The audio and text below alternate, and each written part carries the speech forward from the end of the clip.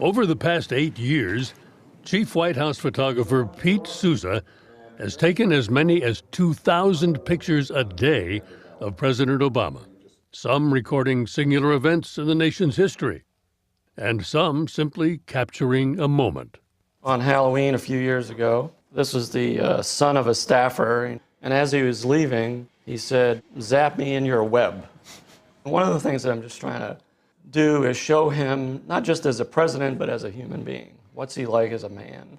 In 2005, Souza was working for the Chicago Tribune when he began taking pictures of Barack Obama, then a new senator from Illinois. I loved his pictures. Not only does he have an amazing eye, not only are his pictures evocative, accurate, creative, but he's also become a great friend and somebody I trust. Souza took this photo in 2007 as Obama was about to announce his candidacy for president. He's about to walk out, and his life is never going to be the same. And in 2009, the new president offered Pete Souza the job of White House photographer, a job he'd had before during Ronald Reagan's presidency. I never aspired to do this again, but the opportunity presented itself. That usually meant a long day of shadowing the president, whether at the arrival of the Italian prime minister for an official visit, in the Oval Office as Mr. Obama made phone calls,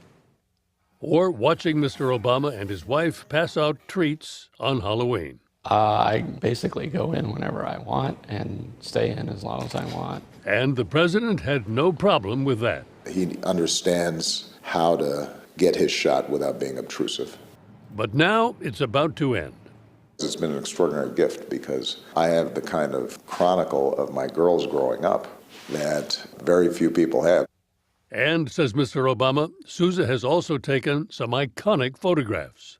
Watching to see if the bin Laden operation was going to be successful. You could feel the tension in that room, and my job was to not disturb the moment, yet try to capture visually what was taking place. And of less solemn moments. The little boy touching my head. The president bent down, and Jacob touched his head to feel his head. When staff members brought their children to the White House, there was sometimes a presidential visit. I was in disbelief that the President of the United States was lying down in the Oval Office. How do you decide when it's appropriate to intrude on a president? It's more intuition than it is anything. But there's certain times when you know, okay, let's give him some space.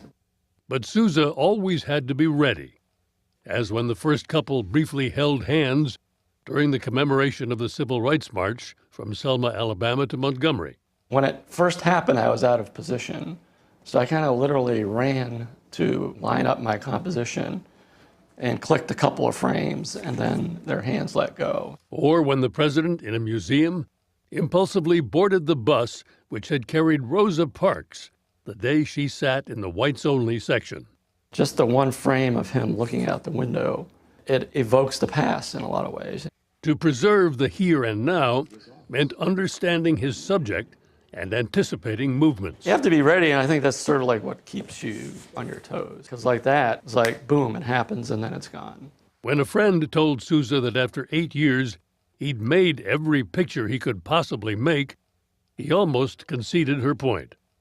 But just a few days later, at the opening of the new African American Museum, I made 2 photographs that I'm still proud of to this day. The vice president was kneeling down talking to the daughter of a slave.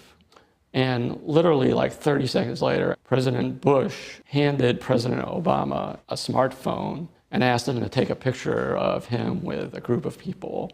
On January 20th, one of the pictures that he takes is going to be the last picture of you as president. Yeah. What do you hope it captures? I hope he captures my wave as I have a big grin and I say, I'm going on vacation.